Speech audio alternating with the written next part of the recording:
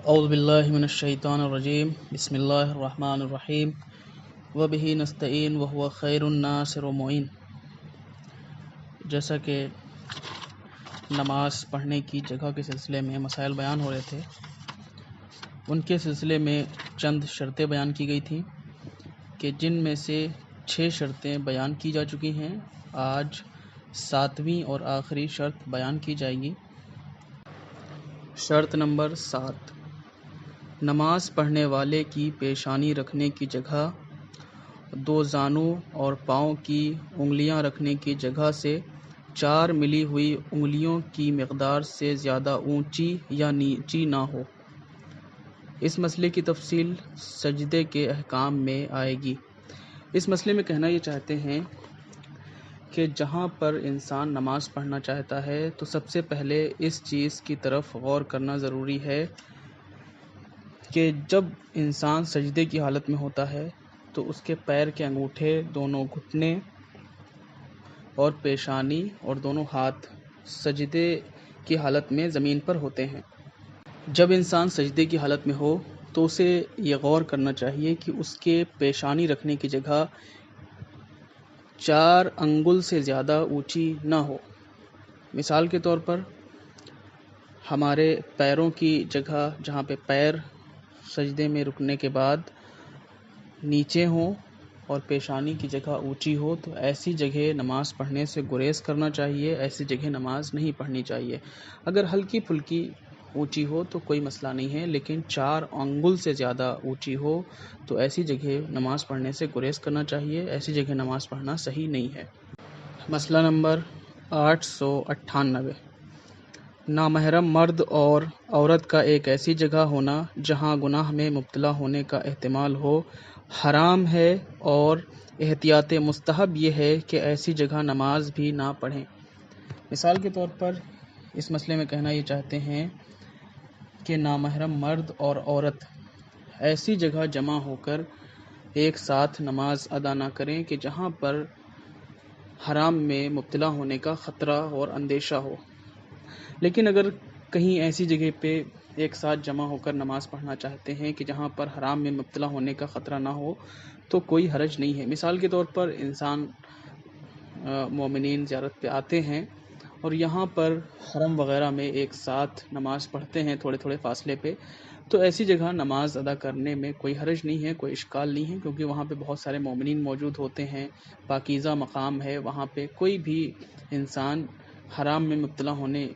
کے سلسلے میں گریز کرتا ہے اور پرہیز کرتا ہے، ایسی جگہوں پہ نماز پڑھ سکتے ہیں، کوئی اشکال نہیں ہے۔ لیکن پارک وغیرہ ایسی جگہ کہ جہاں پہ انسان حرام میں مبتلا ہو سکتا ہے تو بہتر ہے کہ ایسی جگہوں پہ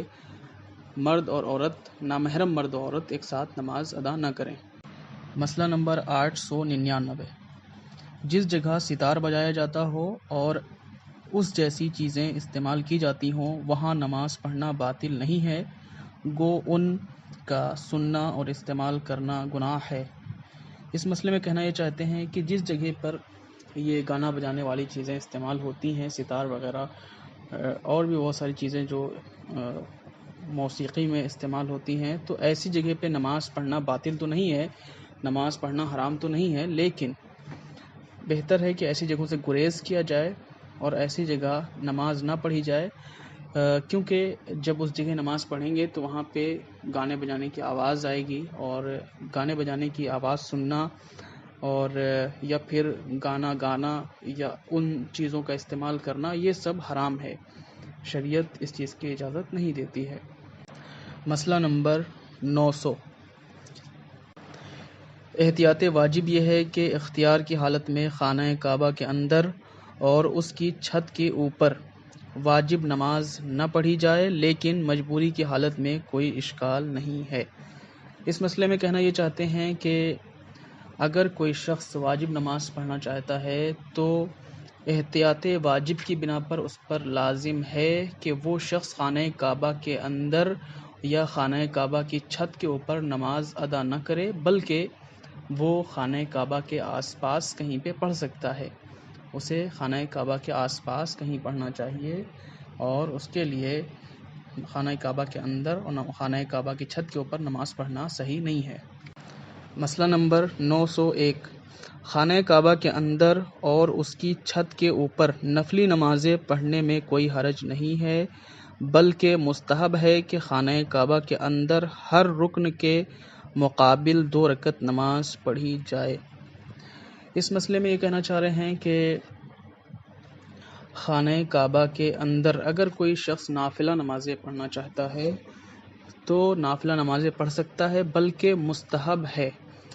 کہ خانہ کعبہ کے اندر جو مقامات ہیں، رکن ہیں، مثال کے طور پر وہاں پہ کالا پتھر لگا ہوا ہے، اس جانب 2 رکعت نماز پڑھنا، جہاں پہ مولا علیہ الصلوۃ والسلام کی پیدائش کے وقت در کھلا تھا، اس وقت اس جگہ پہ نماز پڑھنا، یہ ساری جگہوں پہ نماز پڑھنا مستحب ہے۔ یہ تمام شرطیں نماز پڑھنے کی جگہ کے سلسلے میں تھیں، لہٰذا جو 3 درس بیان کیے گئے ہیں ان میں تمام شرطیں ضروری ہیں کہ انسان اس چیز کی طرف توجہ کرے نماز ادا کرنے سے پہلے، اور اس پر عمل کرتے ہوئے نماز کو ادا کرے۔ وصلی اللہ علی محمد وآلہ الطاہرین، وآخر دعوانا ان الحمد للہ رب العالمین۔